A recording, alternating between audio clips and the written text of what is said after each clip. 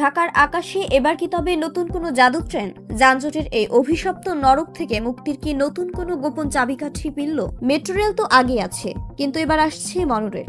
সরকারের নির্বাচনী প্রতিশ্রুতি এখন স্রেফ কাগজের পাতা থেকে নামছে ঢাকার রাজপথে। ডিটিসিএ শুরু করেছে রুদ্ধশ্বাস এক মিশন, ইউআরএসটিপির নতুন মাস্টার প্ল্যান। ঢাকা এখন স্থবির, থমকে যাওয়া এক নগরী। মেট্রো রেল প্রধান সড়কে চলে, কিন্তু শহরের ভেতরের সেই গিঞ্জি অলিগলি, যেখানে রিকশা আর ছোট গাড়ির জটলা প্রতিদিন আমাদের ঘন্টার পর ঘন্টা গিলে খাচ্ছে, ঠিক সেখানেই বাজিমাত করবে মনোরেল। কম জায়গায়, আঁকাবাঁকা পথ আর সরু রাস্তা, সবখানেই এটি উড়বে ঈগলের মতো। নির্মাণ ব্যয় কম, কিন্তু কার্যকারিতা পাহাড় সমান। কিন্তু আসল টুইস্টটা অন্য জায়গায়। মনোরেল কেবল একটি ট্রেন নয়, এটি একটি সাইকোলজিক্যাল ক্লিন আপ টুল। বিশেষজ্ঞরা বলছেন, এটি চালু হলে প্রাকৃতিকভাবেই রাস্তা থেকে রিকশা আর অনিয়ন্ত্রিত ছোট যান উধাও হয়ে যাবে। মানুষের ছোট গাড়ির উপর নির্ভরতা কমবে, আর ট্রাফিক আইন হবে ইস্পাত কঠিন।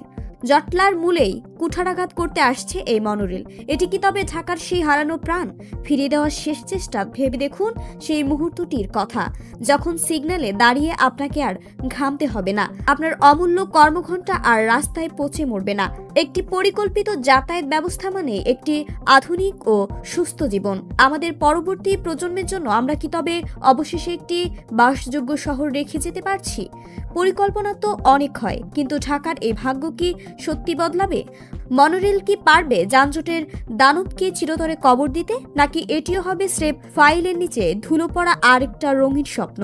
উত্তর লুকিয়ে আছে আগামী সেই প্রথম মনোরেলের চাকায়।